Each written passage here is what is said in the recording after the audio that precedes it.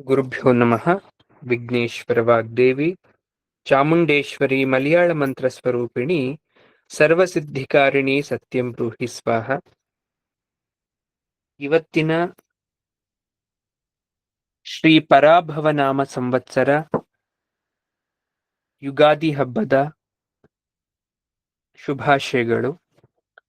ಸತ್ಯಾದ್ರಿರಾಮಂ ಸರಸೀರುಹಾಕ್ಷಂ ನಾಸಾಮಣಿಂ ರಾಜಿತ ಶಂಖಚಕ್ರಂ ಧನುರ್ಧರಂ ಸಾಯಕ ದಿವ್ಯಹಸ್ತಂ ನಮಾಮಿ ವಿಷ್ಣುಂ ಶಿರಸಾ ಚತುರ್ಭುಜಂ.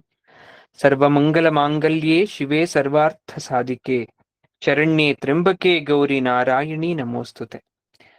ಪಂಚಾಂಗ ಕರ್ತೃರನ್ನ, ಜಗನ್ಮಾತೆಯನ್ನ, ಮಹಾವಿಷ್ಣುವನ್ನ ಪ್ರಾರ್ಥಿಸ್ತಾ ಇವತ್ತಿನ ಶುಭವಾದಂತಹ ಈ ಪಂಚಾಂಗ ಶ್ರವಣ ತರಗತಿಗೆ ಆತ್ಮೀಯವಾಗಿ ಸ್ವಾಗತವನ್ನ ಕೋರ್ತಾ ಈ ದಿನದ ತರಗತಿಯನ್ನ ಪ್ರಾರಂಭ ಮಾಡೋಣ. ಪಂಚಾಂಗ ಪ್ರತಿ ವರ್ಷ ಹೊಸ ಸಂವತ್ಸರದ ದಿವಸ ಕೇಳ್ತಕ್ಕಂಥದ್ದು ಬಹಳ ಶುಭದಾಯಕ. ವರ್ಷ ಪೂರ್ತಿ ಏನೆಲ್ಲ ಆಗ್ತದೆ ಅಂತಕ್ಕಂಥ ವಿಚಾರವನ್ನ ತಿಳಿದುಕೊಳ್ತಕ್ಕಂಥ ಪ್ರಯತ್ನ ಮಾಡೋದು. ಹಾಗಾಗಿ ಯಾವುದೇ ತಡ ಮಾಡದೆ ಶುರು ಮಾಡೋಣ. ಯುಗಾದಿ ಹಬ್ಬವನ್ನ 2 ಬಾರಿ ಆಚರಣೆಯನ್ನ ಮಾಡ್ತಾರೆ. ಅಂದ್ರೆ ಚಾಂದ್ರಮಾನ ಪ್ರಕಾರವಾಗಿ, ಇನ್ನೊಂದು ಸೌರಮಾನ ಪ್ರಕಾರವಾಗಿ. ಅಂದ್ರೆ ಚಂದ್ರನನ್ನ ಸಿದ್ಧಾಂತವಾಗಿ ಇಟ್ಕೊಂಡು ಮಾಡ್ತಕ್ಕಂಥದ್ದು, ಸೂರ್ಯನನ್ನ ಸಿದ್ಧಾಂತವಾಗಿ ಇಟ್ಕೊಂಡು ಮಾಡ್ತಕ್ಕಂಥದ್ದು. ಚೈತ್ರ ಮಾಸದ ಶುಕ್ಲ ಪ್ರತಿಪತ್ 19ನೇ ತಾರೀಕು 3ನೆಯ ತಿಂಗಳು 2026, ಅಂದ್ರೆ ಗುರುವಾರ. ಇವತ್ತು ಯಾವಾಗ ನಾವು ಮಾಡ್ತಾ ಇದ್ದೀವಿ, ಇದು ಚಾಂದ್ರಮಾನ ಯುಗಾದಿ. ಇದೇ 14ನೇ ತಾರೀಕು 4ನೇ ತಿಂಗಳು, ಅಂದ್ರೆ ಮುಂದಿನ ತಿಂಗಳು ಏಪ್ರಿಲ್ 14ನೇ ತಾರೀಕು ಸೂರ್ಯ ಯಾವಾಗ ಮೇಷರಾಶಿ ಪ್ರವೇಶ ಮಾಡ್ತಾನೆ, ಅದನ್ನ ನಾವು ಸೌರಮಾನ ಯುಗಾದಿ ಅಂತ ಕರಿತೀವಿ. ಅದನ್ನೂ ಕೂಡ ಆಚರಣೆ ಮಾಡ್ತಕ್ಕಂಥ ಪದ್ಧತಿ ದಕ್ಷಿಣ ಭಾರತದ ಅಥವಾ ಉತ್ತರ ಭಾರತದ ಕೆಲವು ಕಡೆ ಇದೆ. ನಮ್ಮ ಕರ್ನಾಟಕದಲ್ಲೇ ಮಂಗಳೂರು ಪ್ರಾಂತ್ಯಗಳಲ್ಲಿ ವಿಷು ಅಂತ ಆಚರಣೆಯನ್ನ ಮಾಡ್ತಾರೆ. ಅವರು ಸೌರಮಾನ ಪ್ರಕಾರವಾಗಿ ಮಾಡ್ತಾರೆ. ಆದ್ರೆ ಯಾವುದೇ ರೀತಿಯಲ್ಲಿ ಮಾಡಿದ್ರು ಕೂಡ ಯುಗಾದಿ ಅಂತಕ್ಕಂಥದ್ದು ಬಹಳ ವಿಶೇಷವಾಗಿರ್ತಕ್ಕಂಥದ್ದು. ಇಂಗ್ಲಿಷ್ ಗ್ರೆಗ್ರೋರಿಯನ್ ಕ್ಯಾಲೆಂಡರ್ ಪ್ರಕಾರ ಜನವರಿಯಿಂದ ಪ್ರಾರಂಭ ಆದ್ರೆ, ಪಂಚಾಂಗದ ಪ್ರಕಾರ ಚೈತ್ರ ಮಾಸ, ಚೈತ್ರ, ವೈಶಾಖ, ಜ್ಯೇಷ್ಠ, ಆಷಾಢ ಅಂತ ನಾವೇನು ಮಾಸಗಳು ಕರಿತಾ ಹೋಗ್ತೀವಿ, ಅದರಲ್ಲಿ ಮೊದಲನೆಯ ಮಾಸವಾಗಿರ್ತಕ್ಕಂಥದ್ದು ಚೈತ್ರ. ಸೊ ಅಲ್ಲಿಂದ ನಾವು ಹೊಸ ವರುಷ ಅಂತ ನಾವು ತಗೊಳ್ತೇವೆ. ಹಾಗೆ ಈ ಒಂದು ಪಂಚಾಂಗವನ್ನ ಫಾಲೋ ಮಾಡ್ತೀವಿ. ಈಗ ನೋಡಿ, ನಿಮ್ ಮನೇಲಿ ಯಾವುದೋ ಒಂದು ಶುಭ ಕಾರ್ಯ ಮಾಡ್ಬೇಕು, ಒಂದ್ ಮದ್ವೆ ಮಾಡ್ಬೇಕು, ಒಂದ್ ನಾಮಕರಣ ಮಾಡ್ಬೇಕು, ಇನ್ನೊಂದೇನೋ ಒಂದು ಗೃಹ ಪ್ರವೇಶವನ್ನ ಮಾಡ್ಬೇಕಾಗತ್ತೆ. ಹೋಗಿ ಡೇಟ್ ಹಾಕ್ಸ್ಕೊಂಡ್ ಬರ್ಬೇಕಾದ್ರೆ ಅವರು ಕ್ಯಾಲೆಂಡರ್ ತೆಗೆದು ಹೇಳ್ತಾರೋ, ಪಂಚಾಂಗ ತೆಗೆದು ಹೇಳ್ತಾರೋ? ಪಂಚಾಂಗವನ್ನ ತೆಗೆದು ಹೇಳ್ತಾರೆ. ಅಂದ್ರೆ ಪಂಚಾಂಗದಲ್ಲಿರೋದು ಅದೇ ತಾರೀಕೆ, ನಮ್ಮನೆ ಕ್ಯಾಲೆಂಡರ್ ಇರೋದು ಅದೇ ತಾರೀಕೆ. ಆದ್ರೆ ಪಂಚಾಂಗದ ರೀತಿಯಾಗಿ ನಾವು ಮಾಸಗಳನ್ನ, ಪಕ್ಷಗಳನ್ನ, ತಿಥಿಗಳನ್ನ ಲೆಕ್ಕ ಹಾಕಿ ಹೇಳ್ತಕ್ಕಂಥದ್ದು. ಹಾಗಾಗಿ ಪಂಚಾಂಗಕ್ಕೆ ಅತ್ಯುತ್ತಮವಾದಂತಹ ಮಹತ್ವವಾಗಿರ್ತಕ್ಕಂಥ ಸ್ಥಾನ ಇದೆ. ಈ ದಿವಸ ನಾವೆಲ್ಲ ಎದ್ದು ಪರಮಾತ್ಮನ ನಾಮಸ್ಮರಣೆ ಮಾಡಿ ನಿತ್ಯ ಕರ್ಮಗಳನ್ನ ಮುಗಿಸ್ಕೊಂಡು ದೇವರ ಮನೆ ಮುಖ್ಯ ದ್ವಾರದಲ್ಲಿ ರಂಗವಲ್ಲಿಯನ್ನ ಹಾಕಿ ಅಲಂಕಾರ ಮಾಡಿಕೊಂಡು ಬೇವು ಬೆಲ್ಲವನ್ನ ಸವಿದು ಸಿಹಿಯಾಗಿರ್ತಕ್ಕಂಥ ಒಂದು ಹೋಳಿಗೆಯ ಊಟವನ್ನ ಮಾಡಿದೀವಿ. ಅಂದ್ರೆ ಯಾಕೆ ಬೇಳೆ ಒಬ್ಬಟ್ಟೆ ಮಾಡ್ಬೇಕು, ಕಾಯಿ ಒಬ್ಬಟ್ಟು ಮಾಡಿದ್ರೆ ಏನಾಗುತ್ತೆ, ತಿನ್ನಕ್ ರುಚಿಯಾಗಿರುತ್ತೆ ಅನ್ನೋ ವಿಚಾರ ಅಲ್ಲ ಇಲ್ಲಿ. ವರ್ಷದಲ್ಲಿ ಈ ವರ್ಷ ಬೆಳೆದಿರ್ತಕ್ಕಂಥ ತೊಗರಿ ಧಾನ್ಯವನ್ನ ಉಪಯೋಗಿಸಿ ಮಾಡ್ತಕ್ಕಂಥದ್ದು ಮೊಟ್ಟ ಮೊದಲನೇದಾಗಿ ಸಿಹಿ ಪದಾರ್ಥವನ್ನ ಮಾಡಿ ತದನಂತರ ಮಾಡ್ತಕ್ಕಂಥದ್ದು. ನೋಡಿ, ತೆಂಗಿನಕಾಯಿ ವರ್ಷದ 365 ದಿವಸ ಸಿಗುತ್ತೆ. ಆದ್ರೆ ತೊಗರಿ ಬೇಳೆ ಅಂತಕ್ಕಂಥದ್ದು ವರ್ಷದ 365 ದಿವಸ ಸಿಕ್ಕಿದ್ರೂ ಕೂಡ ಈ ವರ್ಷ ಬೆಳೆದಿರ್ತಕ್ಕಂಥ ಧಾನ್ಯವನ್ನ ಉಪಯೋಗಿಸಿ ಮಾಡ್ತಕ್ಕಂಥದ್ದು ಮೊದಲನೆಯ ಪದಾರ್ಥ, ಸಿಹಿ ಪದಾರ್ಥ. ಹಾಗಾಗಿ ಹೋಳಿಗೆ ಅಂತಕ್ಕಂಥದ್ದು ಮಾಡುವ ಸಂಪ್ರದಾಯ ನಮ್ಮಲ್ಲಿ ಆಗಿನಿಂದಲೂ ಕೂಡ ಬಂದಿದೆ. ಹಾಗಾದ್ರೆ ಈ ಪಂಚಾಂಗ ಭಾಗಕ್ಕೆ ಬಂದಾಗ ಮೊದಲಾಗಿ ನಾವು ಬೇವು ಬೆಲ್ಲ ತೀರ್ಥವನ್ನೆಲ್ಲ ತಗೊಂಡು ಶತಾಯುರ್ವಜ್ರದೇಹಾಯ ಸರ್ವಸಂಪತ್ಕರಾಯ ಚ ಸರ್ವಾರಿಷ್ಟ ವಿನಾಶಾಯ ನಿಂಬ ಕಂದಳ ಭಕ್ಷಣಂ. ಅಂದ್ರೆ 100 ವರ್ಷ ಆಯುಷ್ಯ, ಸದೃಢ ಆರೋಗ್ಯ, ಸಕಲ ಸಂಪತ್ತುಗಳ ಪ್ರಾಪ್ತಿಗಾಗಿ, ಸಕಲ ಅರಿಷ್ಟ ನಿವಾರಣೆಗಾಗಿ ಬೇವು ಬೆಲ್ಲವನ್ನ ನಾವೆಲ್ಲ ಸೇವಿಸಿದ್ದೀವಿ ಅಂತಕ್ಕಂಥದ್ದು ಈ ಶ್ಲೋಕದ ವಿಚಾರ ಆಗಿದೆ ಅಲ್ವಾ. ಈಗ ಪಂಚಾಂಗ ಶ್ರವಣ ಭಾಗಕ್ಕೆ ಹೋಗೋಣ. ಮೊದಲನೇದಾಗಿ ಕುಲದೇವರನ್ನ ಪ್ರಾರ್ಥಿಸ್ಕೊಂಡು, ಗುರುಗಳ ನಮಸ್ಕಾರವನ್ನ ಮಾಡಿಕೊಂಡು, ಪಂಚಾಂಗ ಬರೆದಿರ್ತಕ್ಕಂಥ ಪಂಚಾಂಗ ಕರ್ತೃರಿಗೂ ಕೂಡ ಪ್ರಾರ್ಥನೆಯನ್ನ ಮಾಡಿಕೊಂಡು ಪಂಚಾಂಗಕ್ಕೆ ಹೋಗೋಣ. ಹಂಸೈರಿವ ಬಂಧೈ ಸರ್ವೈರ್ ರಸ ಏವಾತ್ರ ದುಗ್ಧವತ್ ಕೃಪಯಾ ಸಂಗೃಹೀತವ್ಯ ಇತಿ ಸಂಪ್ರಾಪ್ತಯಾಮಹೇ. ಇದು ಶ್ರೀ ಪರಾಭವ ಸಂವತ್ಸರ. ಈ ಪರಾಭವ ಸಂವತ್ಸರದಲ್ಲಿ ಮುಖ್ಯವಾಗಿ ಯಾವ ಗ್ರಹಗಳು ನವನಾಯಕರಾಗಿದ್ದಾರೆ ಅಂತಕ್ಕಂಥ ವಿಚಾರವನ್ನ ಮೊದಲನೇದಾಗಿ ತಿಳ್ಕೋಬೇಕಾಗ್ತದೆ. ಯಾಕೆ ಅಂದ್ರೆ ಇದ್ರ ಮೇಲೆ ಈ ವರ್ಷ ನಿರ್ಧಾರ ಆಗತ್ತೆ, ಏನು ಒಳ್ಳೇದಾಗತ್ತಾ ಕೆಟ್ಟದಾಗತ್ತಾ, ಮಳೆ ಬೆಳೆ ಹೇಗಾಗತ್ತೆ ಅಂತಕ್ಕಂಥದ್ದು ಸಂಪೂರ್ಣವಾಗಿ ಈ ನವನಾಯಕರುಗಳ ಮೇಲೆ ನಿಂತಿರುತ್ತೆ. ಹಾಗಾದ್ರೆ ಈ ಪರಾಭವ ನಾಮ ಸಂವತ್ಸರದ ನವನಾಯಕರು ಯಾರು ಅಂದ್ರೆ ರಾಜ ಯಾರು? ರಾಜ ಅಂದ್ರೆ ಇಡೀ ನಮ್ಮ ಪ್ರಕೃತಿ ಮಂಡಲಕ್ಕೆ ರಾಜ ಯಾರು ಅಂತಕ್ಕಂಥ ವಿಚಾರ. ಯೂನಿವರ್ಸಲ್ ಎನರ್ಜಿ ಅಂತ ಕರಿತಾ ಇರ್ತೀವಿ, ಒಂದು ವಿಶ್ವದಲ್ಲಿ ಒಂದು ಶಕ್ತಿ ಇದೆ ಅಂತ ನಾವು ಕರಿತಾ ಇರ್ತೀವಿ. ಅಂದ್ರೆ ಈ ವರ್ಷ, ಈ ಸಂವತ್ಸರವನ್ನ, ಈ ಯುಗಾದಿಯಿಂದ ಬರುವ ಯುಗಾದಿ ತನಕ ಮುನ್ನಡೆಸ್ಕೊಂಡು ಯಾರು ಹೋಗ್ತಾರೆ ಅಂತಕ್ಕಂಥದ್ದು ಈ ವರ್ಷ ರಾಜ ಆಗಿದ್ದಾರೆ ಗುರುಗ್ರಹ. ಗುರುಗ್ರಹ ಅಂದಿದ ತಕ್ಷಣ ಮನ್ಸಲ್ಲೊಂದು ಆನಂದ ಆಗತ್ತೀಗ. ಆ ರಾಜ ಗುರು ಆಗಿದ್ದಾರ, ದೇವತೆಗಳ ಗುರು ಬೃಹಸ್ಪತಿ ಅವ್ರ ಗುರು, ಅವ್ರೇನಾಗಿದ್ದಾರೆ? ರಾಜ ಆಗಿದ್ದಾರೆ. ಆ ರಾಜನಿಗೆ ಮಂತ್ರಿ ಯಾರು? ಕುಜಗ್ರಹ ಅಥವಾ ಮಂಗಳ ಗ್ರಹ. ಸೇನಾಧಿಪತಿ ಇರ್ಬೇಕಲ್ವ ಒಂದು ಸಾಮ್ರಾಜ್ಯಕ್ಕೆ, ಆ ಸೇನಾಧಿಪತಿ ಯಾರಾಗಿದ್ದಾರೆ? ಚಂದ್ರಗ್ರಹ. ಸಸ್ಯಾಧಿಪತಿ ಯಾರಾಗಿದ್ದಾರೆ? ಬೆಳಿತಕ್ಕಂಥ ಎಲ್ಲ ಸಸ್ಯಗಳು. ಶುಕ್ರಗ್ರಹ. ಧಾನ್ಯಾಧಿಪತಿ ಬುಧಗ್ರಹ. ಅರ್ಘಾಧಿಪತಿ ಮತ್ತೆ ಚಂದ್ರ. ಮೇಘಾಧಿಪತಿ ಚಂದ್ರ. ರಸಾಧಿಪತಿ ರವಿ. ನೀರಸಾಧಿಪತಿ ಗುರು. ಪಶುನಾಯಕ ಕೃಷ್ಣ ಪರಮಾತ್ಮ. ಏನು ಹಿಂಗಂದ್ರೆ ಏನ್ ಗುರುಗಳೇ, ಇವ್ರು ಯಾರು? ರಾಜ, ಇವರೆಲ್ಲ ಏನ್ ಕೆಲ್ಸ ಅಂದ್ರೆ ನೋಡಿ, ಈಗ ಇರ್ತಕ್ಕಂಥ ಗ್ರಹಗಳಲ್ಲಿ ಯಾರ್ ರಾಜ ಆಗ್ತಾರೆ ಅವ್ರ ಮೇಲೆ ಈ ನಿರ್ಧಾರ. ಈಗ ರವಿ ರಾಜ ಆದಾಗ ಏನಾಗ್ಬೋದು? ಆಂತರಿಕ ಕಲಹ ಅಂತಕ್ಕಂಥ ಆಗ್ಬೋದು, ಎರಡು ದೇಶಗಳ ಮಧ್ಯೆ ಯುದ್ಧ ಅಂತಕ್ಕಂಥದ್ದಾಗಬಹುದು. ಅಥವಾ ಶನಿಗ್ರಹ ಆದಾಗಂತೂ ಕ್ರೂರ ವಕ್ರವಾಗಿರ್ಬೋದು, ಅಲ್ಲಲ್ಲಿ ಪ್ರಾಕೃತಿಕ ವಿಕೋಪಗಳು ಸಂಭವಿಸ್ಬೋದು. ಹಾಗಾಗಿ ಈ ವರ್ಷ ಗುರುಗ್ರಹ ರಾಜ ಆಗಿರೋದ್ರಿಂದ ಸತ್ಕಾರ್ಯಗಳು ಆಗುತ್ತೆ ಈ ವರ್ಷ. ತಮ್ಮ ತಮ್ಮ ಕುಲ ಧರ್ಮಗಳನ್ನ ಅನುಷ್ಠಾನ ಮಾಡೋರು ಎಲ್ರು ಮಾಡ್ತಾರೆ. ಒಳ್ಳೆ ನಡತೆಯಿಂದ ಬಾಳುವ ಪ್ರಯತ್ನ ಆಗತ್ತೆ. ರಾಜ್ಯ ಪರಿಪಾಲನೆ ಚೆನ್ನಾಗಾಗತ್ತೆ. ಪ್ರಜೆಗಳು ಆರೋಗ್ಯದಿಂದ ಇರ್ತೀವಿ. ಒಳ್ಳೆ ಮಳೆ ಆಗ್ತಕ್ಕಂಥ ಮುನ್ಸೂಚನೆ ಆಗತ್ತೆ ಯಾವಾಗ? ಗುರು ರಾಜ. ಈಗ ರಾಜ ಒಬ್ಬ ಒಳ್ಳೆಯವನಾಗ್ಬಿಟ್ರೆ ಸಾಕಾ? ಅವನ್ಗಿರೋ ಮಂತ್ರಿನೂ ಒಳ್ಳೆಯವನಾಗಿರ್ಬೇಕಲ್ಲ. ಇಲ್ಲಿ ಕುಜಸ್ಯ ಮಂತ್ರಿತ್ವ ಫಲಂ ನಾವು ನೋಡಿದಾಗ ದಹನ ಪ್ರಹರಣ ಶಂಬರ ಮರುದಾಮಯ ಭೀತಿ ರತುಲಾ ಸ್ಯಾತ್ ಶಿತಿ ತನಯೇ ಸತಿ ಮಂತ್ರಿಣಿ ಜೋಷಂ ಸಮುಪೈತಿ ಸರ್ವ ಸಸ್ಯ ಚಯ ಅಂತ ಹೇಳ್ತಾರೆ. ಅಂದ್ರೆ ಕುಜ ಮಂತ್ರಿ ಆಗಿರೋದ್ರಿಂದ ಏನಾಗೋಗುತ್ತೆ? ಈ ಅಗ್ನಿ ಭಯ ಅಂತಕ್ಕಂಥದ್ದು ಕಾಡುವಂತಹ ಸಂಭವ, ಅಥವಾ ಜಲೋಪದ್ರವ ಆಗ್ಬೋದು, ಸುಂಟ್ರ ಗಾಳಿ ಬರ್ಬೋದು, ಕೆಲವೊಂದಷ್ಟು ರೋಗ ಪೀಡೆ ಅಂತಕ್ಕಂಥದ್ದು ಬರುವ ಸಾಧ್ಯತೆ ಇದೆ ಅಂತ ಹೇಳ್ತಾರೆ. ಚಂದ್ರ ಸೇನಾಧಿಪತಿ ಆಗಿರೋದ್ರಿಂದ ಮೋಡ ಚೆನ್ನಾಗಿ ಕಟ್ಟುತ್ತೆ. ಧಾನ್ಯಗಳ ಬೆಲೆ ಕಡಿಮೆ ಆಗುತ್ತೆ. ಅಂದ್ರೆ ನಾವೇನು ಧಾನ್ಯಗಳು ಉಪಯೋಗ ಮಾಡ್ತಾ ಇದೀವಿ, ತೊಗರಿ ಬೇಳೆ, ಹೆಸರು ಕಾಳು, ಕಡಲೆಕಾಳು, ಈ ಧಾನ್ಯಗಳ ಬೆಳೆಯಲ್ಲಿ ಇಳಿಕೆ ಆಗತ್ತೆ. ಅಂದ್ರೆ ಈ ವರ್ಷ ಅದ್ರ ಬೆಲೆ ಹೆಚ್ಚಾಗೋದಿಲ್ಲ ಅಂತ ನಾವ್ ಅನ್ಕೋಬಹುದು. ಶುಕ್ರ ಸಸ್ಯಾಧಿಪತಿ ಆಗಿರೋದ್ರಿಂದ ಖುಷ್ಕಿ ಭೂಮಿ, ಈ ಬೂದು ಬಣ್ಣದು ಕಪ್ಪು ಮಿಶ್ರಿತ ಬಣ್ಣದಾಗಿರ್ತಕ್ಕಂಥ ಮಣ್ಣಿನಲ್ಲಿ ಬೆಳೀತಕ್ಕಂಥ ಪದಾರ್ಥಗಳು ಬಹಳ ವಿಶೇಷವಾಗಿ ಬರುತ್ತೆ.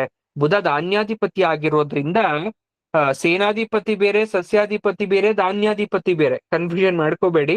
ಬುಧ ಧಾನ್ಯಾಧಿಪತಿ ಆಗಿರೋದ್ರಿಂದ ಗಾಳಿ ಜಾಸ್ತಿ, ಮತ್ತೆ ಕ್ಷಾಮ ಬರುವಂತಹ ಸಾಧ್ಯತೆ ಕೂಡ ಇದೆ. ಚಂದ್ರ ಅರ್ಘಾಧಿಪತಿ ಆಗಿರೋದ್ರಿಂದ ಪದಾರ್ಥಗಳ ಬೆಲೆ ಕಡಿಮೆ ಆಗತ್ತೆ ಈ ಸಲ. ಅತಿ ಹೆಚ್ಚಾಗಿ ದಿನಸಿ ಪದಾರ್ಥಗಳ ಬೆಲೆಯಲ್ಲಿ ಏರಿಳಿತ ಆಗೋದು ಏನಾಗುತ್ತೆ? ಕಡಿಮೆ ಆಗತ್ತೆ. ಮೇಘಾಧಿಪತಿ ಬಹಳ ಇಂಪಾರ್ಟೆಂಟ್ ನಮ್ಗೆ. ಈ ಸಲ ಚಂದ್ರ ಮೇಘಾಧಿಪತಿ. ಚಂದ್ರ ಅಂದ್ರೆ ಜಲತತ್ವ ಅವನು ಅಲ್ವಾ. ಸೊ ಸೂರ್ಯ ಅಂದ್ರೆ ಅಗ್ನಿ ತತ್ವ. ಸೂರ್ಯ ಏನಾದ್ರೂ ಮೇಘಾಧಿಪತಿ ಆಗ್ಬಿಟ್ರೆ ಆ ವರ್ಷ ಬರಗಾಲ. ಅಂದ್ರೆ ಮಳೆ ಆ, ಎಲ್ಲೋ ಒಂದ್ ಕಡೆ ಬರ್ಬೋದೇನೋ, ಅತಿ ಹೆಚ್ಚಿನ ಮಳೆಯನ್ನ ನಾವು ನಿರೀಕ್ಷೆನ ಮಾಡಕ್ಕೆ ಆಗಲ್ಲ.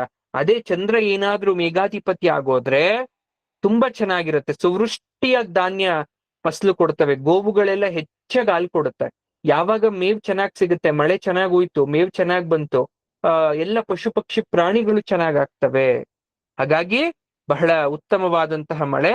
ಅದರಲ್ಲೂ ರಸಾಧಿಪತಿ ರವಿ ಆಗಿರೋದ್ರಿಂದ ಶ್ರೀಗಂಧ, ಕುಂಕುಮ, ಎಣ್ಣೆ, ಎಳ್ಳು, ಹರಳು ಅಂದ್ರೆ ಆಯಿಲ್ ಸೀಡ್ಸ್ ಅಂತ ನಾವೇನ್ ಕರಿತೀವಿ, ಎಣ್ಣೆ ಕಾಳು ಪದಾರ್ಥಗಳು ಅಂತ, ಅವುಗಳ ಬೆಲೆ ಅಂತಕ್ಕಂಥದ್ದು ಕಡಿಮೆ ಆಗತ್ತೆ.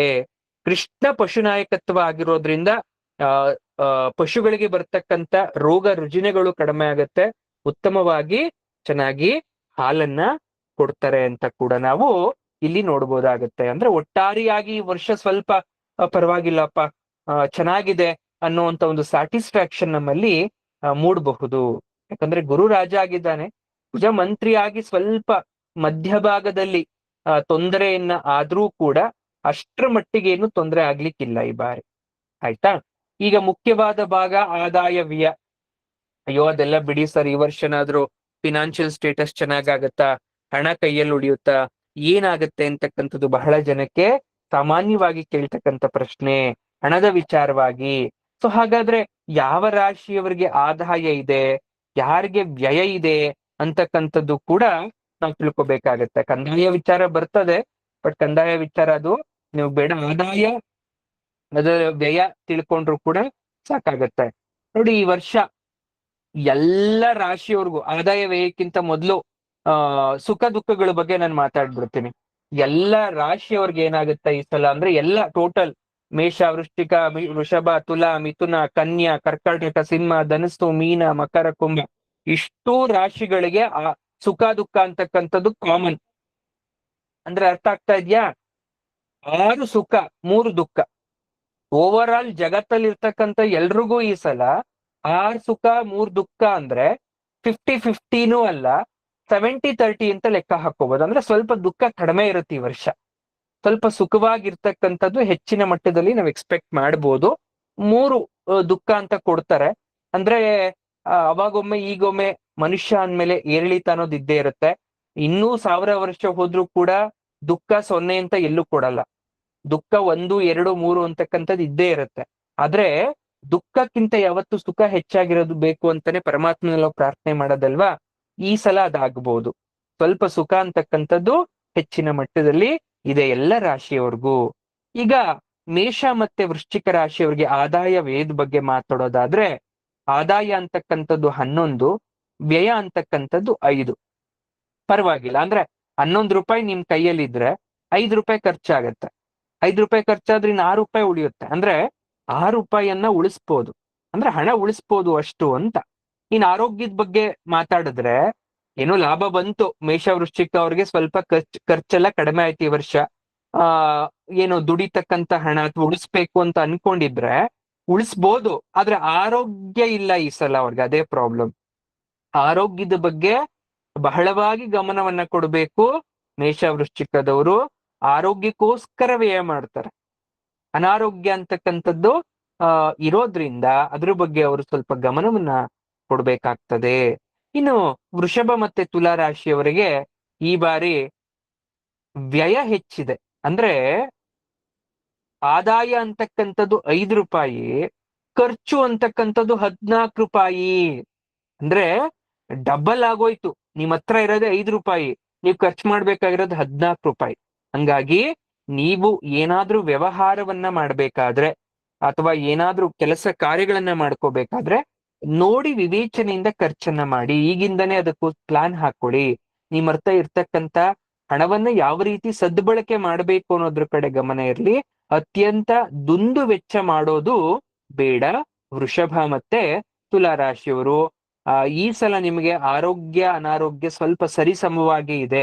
ಅಂದ್ರೆ ಹುಷಾರಾಗೂ ಇರ್ತೀರಾ, ಹಾಗೆ ಸ್ವಲ್ಪ ಕಾಯಿಲೆ ತಪ್ಪುವಂತಹ ಸಾಧ್ಯತೆ ಇರುತ್ತೆ. ಎರಡು ಸಮ ಅಂತ ಅನ್ಕೊಂಬಿಡಿ. ಇವತ್ ಚೆನ್ನಾಗಿರ್ತೀರಾ, ನಾಳೆ ಸ್ವಲ್ಪ ಏನೋ ಅದು ಇದು ಸಣ್ಣ ಪುಟ್ಟ ತೊಂದರೆಗಳಾಗಬಹುದು. ಅದು ಬಿಟ್ರೆ ಇನ್ನ ಆಗ್ಲೇ ಹೇಳ್ದಾಗೆ ಸುಖ ದುಃಖ ಎಲ್ರಿಗೂ ಸಾಮಾನ್ಯವಾಗಿದೆ. ಇನ್ನ ಮಿಥುನ ಮತ್ತೆ ಕನ್ಯಾ ರಾಶಿಯವ್ರಿಗೂ ಕೂಡ ಆದಾಯ 8 ಇದ್ರೆ ವ್ಯಯ 11 ಇದೆ.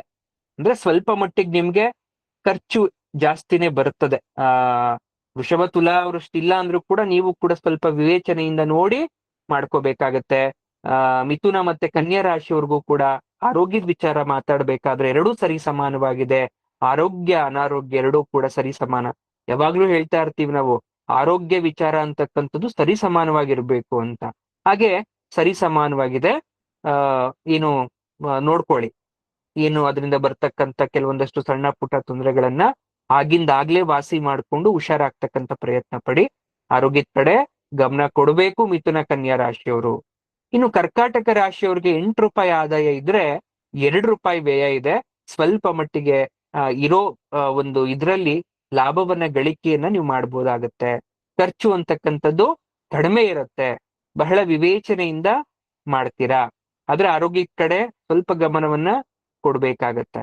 ಇನ್ನು ಸಿಂಹ ರಾಶಿಯವ್ರಿಗಂತೂ ಈ ಸಾರಿ ಸರಿ ಸಮಾನವಾಗಿದೆ. 5 ರೂಪಾಯಿ ಆದಾಯ, 5 ರೂಪಾಯಿ ವ್ಯಯ. ಸಾಲ ಮಾಡೋಂತ ಪ್ರಮೇಯ ಇಲ್ಲ, ಅಥವಾ ಮತ್ತೆ ದುಡ್ಡು ಹಾಕ್ಬೇಕು ಅಂತ ಪ್ರಮೇಯೂ ಇಲ್ಲ, ಅಥವಾ ನಾನು ಉಳಿಸ್ತೀನಿ ಅನ್ನೋ ಪ್ರಮೇಯನೂ ಇಲ್ಲ. ಅಂದ್ರೆ 5 ರೂಪಾಯಿ ದುಡಿತಾ ಇದ್ದೀರಾ, 5 ರೂಪಾಯಿ ಖರ್ಚು ಮಾಡ್ತಾ ಇದ್ದೀರಾ, ಅಲ್ಲಿಗಲ್ಲಿಗೆ ಸರಿ ಹೋಗ್ತಾ ಇದೆ ನಿಮಗೆ. ಹಾಗೆ ಆರೋಗ್ಯ ಈ ಸಲ ನಿಮ್ಗೆ ಸ್ವಲ್ಪ ಉತ್ತಮವಾಗಿದೆ. ಎಲ್ಲಾರ್ಗಿನ್ನ ಸಿಂಹ ರಾಶಿಯವ್ರಿಗೆ ಆರೋಗ್ಯ ವಿಚಾರದಲ್ಲಿ ಬಹಳವಾಗಿ ಉತ್ತಮವಾಗಿದೆ. ಆಸ್ಪತ್ರೆ ಹೋಗುವಂತಹ ಯಾವುದೇ ಪ್ರಮೇಯ ಬರಲ್ಲ. ಸಣ್ಣ ಪುಟ್ಟ ಆರೋಗ್ಯ ದೋಷಗಳು ಬಿಟ್ರೆ ಏನೂ ಭಯ ಪಡ್ತಕ್ಕಂಥದ್ದು ಇಲ್ಲ. ಇನ್ನು ಧನುಸ್ಸು ಮತ್ತು ಮೀನರಾಶಿಯವರಿಗೆ 14 ಆದಾಯ, ಅಂದ್ರೆ ಹೆಚ್ಚಿನ ಮಟ್ಟದಲ್ಲಿ ದುಡ್ಡು ಬರುತ್ತೆ. ಆದ್ರೆ ಬಂದ ದುಡ್ಡಲ್ಲಿ 11 ರೂಪಾಯಿ ವ್ಯಯ ಆಗಿ 3 ಉಳ್ಕೊಳ್ಳುತ್ತೆ. ಸ್ವಲ್ಪ ಮಟ್ಟದಲ್ಲಿ ಉಳಿಸುವಂತ ಪ್ರಯತ್ನ ಪಡ್ಬೋದು. ಆದ್ರೆ ನಿಮಗೆ ಒಂದು ಗುಡ್ ನ್ಯೂಸ್ ಏನು ಅಂದ್ರೆ ಆರೋಗ್ಯ ನಿಮಗೂ ಕೂಡ ಬಹಳವಾಗಿ ಚೆನ್ನಾಗಿರುತ್ತೆ. ಅಷ್ಟೊಂದು ವರಿ ಮಾಡುವಂತಹ ಅವಶ್ಯಕತೆ ಇಲ್ಲ. ಇನ್ನು ಮಕರ ಕುಂಭ ರಾಶಿಯವರಿಗೆ 2 ರೂಪಾಯಿ ಆದಾಯ ಇದ್ರೆ 8 ರೂಪಾಯಿಯಷ್ಟು ಖರ್ಚಿದೆ. ಹಾಗಾಗಿ ನೀವು ಕೂಡ ನೋಡಿ ಈ ಸಲ ಬಹಳವಾಗಿ ಹೆಜ್ಜೆಯನ್ನು ಇಡಿ. ಏನಾದ್ರೂ ಒಂದ್ ಖರ್ಚು ಮಾಡ್ತಿದ್ದೀರಾ ಅಥವಾ ಯಾವ್ದಾದ್ರು ವ್ಯವಹಾರವನ್ನ ಮಾಡ್ತಾ ಇದ್ದೀರಾ, ಆ ವ್ಯವಹಾರ ನಿಮ್ಗಾಗ್ ಬರುತ್ತಾ ಅಂತಕ್ಕಂಥದ್ರ ಬಗ್ಗೆ ವಿಶೇಷವಾಗಿ ಗಮನವನ್ನ ಹರಿಸ್ಬೇಕು.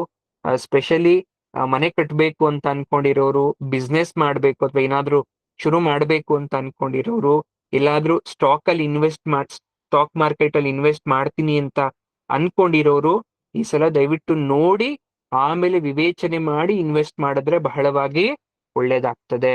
ಜೊತೆಗೆ ಆರೋಗ್ಯ ಪರವಾಗಿಲ್ಲ ನಿಮ್ಗಿರೋದ್ರಲ್ಲಿ. ಅವಾಗವಾಗ ನಿಮ್ಗೂ ಕೂಡ ಸಣ್ಣ ಪುಟ್ಟ ತೊಂದರೆಗಳು ಬರ್ಬೋದು, ಅದನ್ನೆಲ್ಲ ಸರಿ ಮಾಡ್ಕೊಳ್ಳಿ. ಇದು ಎಲ್ಲ ರಾಶಿಗಳ ಆದಾಯ ವ್ಯಯಾದಿಗಳು. ಅಯ್ಯೋ ನನ್ಗೂ ಖರ್ಚು ಜಾಸ್ತಿನಾ ಅಂತೆಲ್ಲ ಚಿಂತೆ ಪಡಬೇಡಿ. ಇದೆಲ್ಲ ನಮ್ಗೇನು ಅಂದ್ರೆ ಮುನ್ಸೂಚನೆ. ಅಂದ್ರೆ ಇನ್ನು ಮುಂದೆ ನಾವು ಯಾವ ರೀತಿ ಇರ್ಬೇಕು, ಈ ವರ್ಷ ಯಾವ ರೀತಿ ನಾನು ಫಿನಾನ್ಷಿಯಲ್ ಮ್ಯಾನೇಜ್ಮೆಂಟ್ ಅನ್ನೋದನ್ನ ಮಾಡ್ಕೋಬೇಕಾಗತ್ತೆ, ಆರ್ಥಿಕವಾಗಿ ಯಾವ ರೀತಿ ನಾನು ಸದೃಢರಾಗ್ಬೇಕು.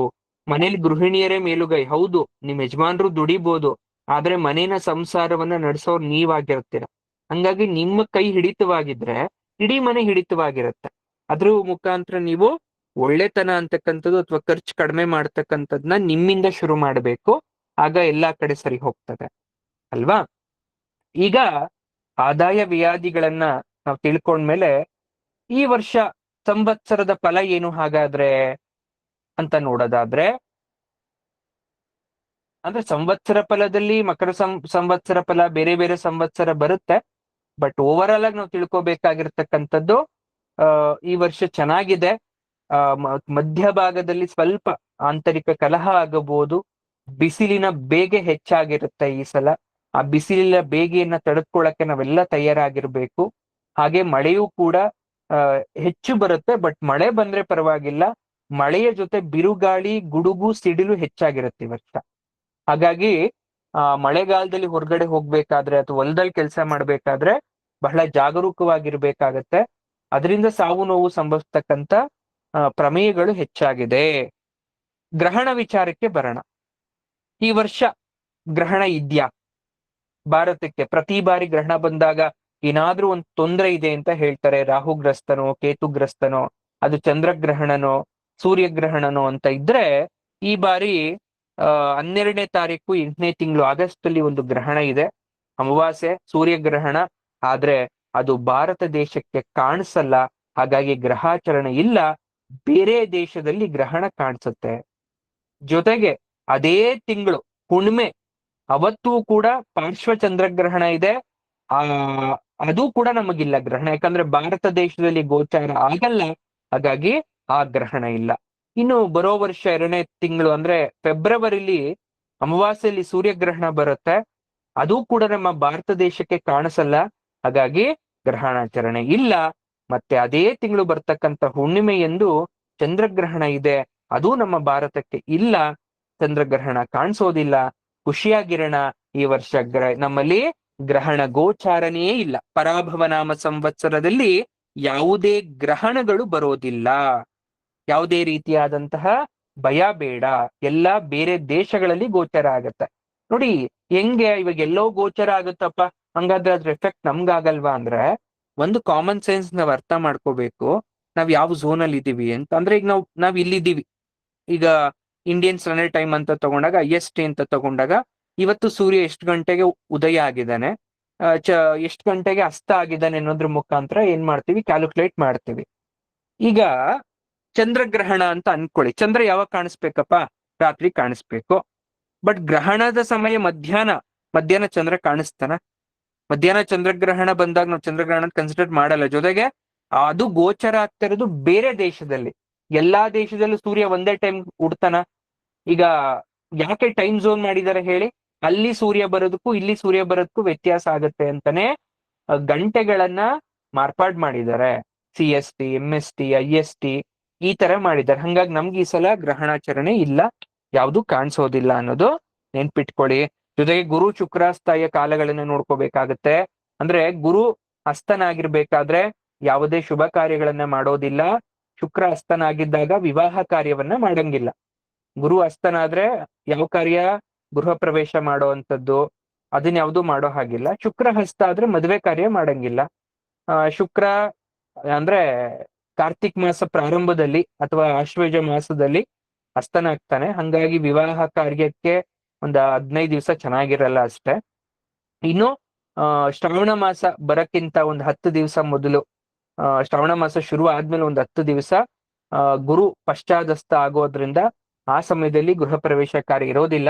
2ನೇ ಶ್ರಾವಣ ಅಂದ್ರೆ ವರಮಹಾಲಕ್ಷ್ಮಿ ಹಬ್ಬ ಆಗುತ್ತಲ್ಲ, ಅದಾದ್ಮೇಲೆ ನಾವ್ ಏನ್ ಮಾಡ್ಕೋಬಹುದು, ಗೃಹ ಪ್ರವೇಶಾದಿ ಕಾರ್ಯಗಳನ್ನ ಮಾಡ್ಕೋಬಹುದಾಗತ್ತೆ. ಯಾರಾದ್ರೂ ಆತರ ಶ್ರಾವಣದಲ್ಲಿ ನಾನು ಗೃಹ ಪ್ರವೇಶ ಮಾಡ್ಬೇಕು ಅಂತ ಪ್ಲಾನಿಂಗ್ ಇದ್ರೆ ಒಂದ್ಸಲ ಕನ್ಸಲ್ಟ್ ಮಾಡಿ, ನನ್ನಲ್ಲ, ನೀವ್ ಯಾರನ್ ಬೇಕಾದ್ರೂ ಕೇಳಿ. ಗುರು ಆ ಸಮಯದಲ್ಲಿ ಅಸ್ತನಾಗಿದ್ದಾನ ಅಥವಾ ಉದಯ ಆಗಿದ್ದಾನ ಅನ್ನೋದನ್ನ ನೋಡ್ಕೊಂಡು ನೀವು ಕಾರ್ಯ ಮಾಡ್ಕೊಳ್ಳಿ. ಹಾಗೆ ಆಶ್ವಯುಜ ಮಾಸದ ಟೈಮಲ್ಲಿ ಯಾರಾದ್ರೂ ವಿವಾಹ ಮಾಡ್ಬೇಕು ಅಂತ ಅನ್ಕೊಂಡಿದ್ರೆ ಶುಕ್ರ ಆ ಸಮಯದಲ್ಲಿ ಅಸ್ತನಾಗಿದ್ದಾನ ಉದಯನಾಗಿದ್ದಾನ ಅಂತ ಕೇಳ್ಕೊಂಡು ನೀವೇನ್ ಮಾಡ್ಬೇಕು, ಇವೆರಡನ್ನು ಕೂಡ ಮಾಡ್ಕೋಬೇಕಾಗತ್ತ. ಹಾಗೆ ಈ ವರ್ಷ ವರಮಹಾಲಕ್ಷ್ಮಿ ಹಬ್ಬ ಬಹಳ ವಿಶೇಷ, ಎಲ್ರೂ ಮಾಡ್ತೀವಿ. ಈ ವರ್ಷ 28ನೇ ತಾರೀಕು ಶುಕ್ಲ ಪೂರ್ಣಿಮಾ ಬರ್ತದೆ. ನಿಶಾಮುಖ ವ್ಯಾಪಿನಿಯಲ್ಲಿ ಪೂರ್ಣಿಮಾ ತಿಥಿ ಇಲ್ಲ. ನಾವ್ ಯಾವ ತರ ಹಬ್ಬ ಮಾಡೋದು ಹೇಳಿ, ಹುಣ್ಣಿಮೆಯ ಹಿಂದೆ ಬರ್ತಕ್ಕಂತ ಶುಕ್ರವಾರವನ್ನ ಕನ್ಸಿಡರ್ ಮಾಡ್ಕೊಂಡು ವರಮಹಾಲಕ್ಷ್ಮಿ ಹಬ್ಬವನ್ನ ಮಾಡ್ತೇವೆ. ಒಂದು ಕೆಟ್ಟ ನಂಬಿಕೆ ಅಥವಾ ಅದು ಕೆಟ್ಟು ವಿಚಾರತೆ ಏನ್ ತಿಳ್ಕೊಬಿಟ್ಟಿದ್ದೀವಿ ಗೊತ್ತಾ, ಎವ್ರಿ ಇಯರ್ 2ನೇ ಶುಕ್ರವಾರನೇ ವರಮಹಾಲಕ್ಷ್ಮಿ ಹಬ್ಬ ಬರುತ್ತೆ ಅನ್ನೋದು ನಮ್ಮ ತಲೆಯಲ್ಲಿ ತುಂಬಿಕೊಂಡಿದೆ. ಆದ್ರೆ ಅದು ತಪ್ಪು, ಆತರ ಅಲ್ಲ. 3ನೇ ಶುಕ್ರವಾರನೂ ಬರ್ಬೋದು, ಅಥವಾ ಕೆಲವೊಂದು ಸಲ ಮೊದಲನೆಯ ಶುಕ್ರವಾರನೂ ಬಂದ್ಬಿಡ್ಬೋದು. ಹಾಗಾಗಿ ಆ 2ನೇ ಶುಕ್ರವಾರ ಯಾಕೆ ತಗೊಂತೀವಿ ಅಂದ್ರೆ 90% ಹುಣ್ಣಿಮೆ 3ನೇ ಶುಕ್ರವಾರ ಆಸ್ಪಾಸಲ್ಲಿ ಬರೋದ್ರಿಂದ ಆ ಹುಣ್ಣಿಮೆಯ ಹಿಂದಿನ ಶುಕ್ರವಾರ ಅಂತ ತಗೊಂಡಾಗ 2ನೇ ಶುಕ್ರವಾರ ವರಮಹಾಲಕ್ಷ್ಮಿ ಹಬ್ಬ ಆಚರಣೆ ಮಾಡ್ಬೇಕಾಗತ್ತೆ. ಹಾಗಾಗಿ ಆ ರೀತಿ ಹೇಳ್ತಾರೆ. ಬಟ್ ಈ ವರ್ಷ ಯಾವ ದಿನ ಮಾಡ್ಬೇಕು ಅಂತ ಹತ್ರ ಬಂದಾಗ ನಾವು ತಿಳಿಸ್ಕೊಡ್ತೇವೆ. ಈ ಸ್ವಲ್ಪ ಬದಲಾವಣೆ ಇದೆ, ಆ ಸಮಯದಲ್ಲಿ ನಾನು ತಿಳಿಸ್ಕೊಡ್ತೇನೆ ನಿಮಗೆ, ಆಯ್ತಾ? ಹಾಗೆ ಶರನ್ನವರಾತ್ರಿ ಕೂಡ ಬಹಳ ವಿಶೇಷವಾಗಿರುತ್ತೆ. ಈ ಬಾರಿ, ಹೋದ್ ಬಾರಿ ನೋಡಿರ್ಬೋದು ನಾವು ದಸರಾ ಹಬ್ಬವನ್ನ 11 ದಿವಸ ದಸರಾ ಹಬ್ಬ ಮಾಡಿದ್ವಿ. ಯಾಕಂದ್ರೆ ಒಂದೇ ತಿಥಿ 2 ದಿವಸ ಬಂದ್ಬಿಟ್ರೆ 11 ದಿವಸ ದಸರಾ ಹಬ್ಬ. ಆಶ್ವಯುಜ ಶುಕ್ಲ ಪಾಡಿದಿಂದ ಶುಕ್ಲ ದಶಮಿ ತನಕ ಆಗತ್ತೆ.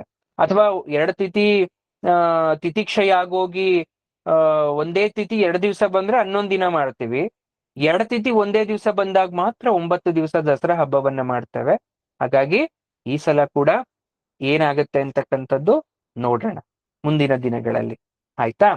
ಈಗೆಲ್ಲ ಆದ್ಮೇಲೆ ಮಳೆ ನಕ್ಷತ್ರಗಳ ಬಗ್ಗೆ ನಾವೇನು ಅಷ್ಟು ವರಿ ಮಾಡ್ಕೊಳಂಗಿಲ್ಲ. ಹಳ್ಳಿ ಕಡೆ ಆದ್ರೆ ಇದನ್ನೆಲ್ಲ ನಾವು ಕೇಳ್ತೀವಿ.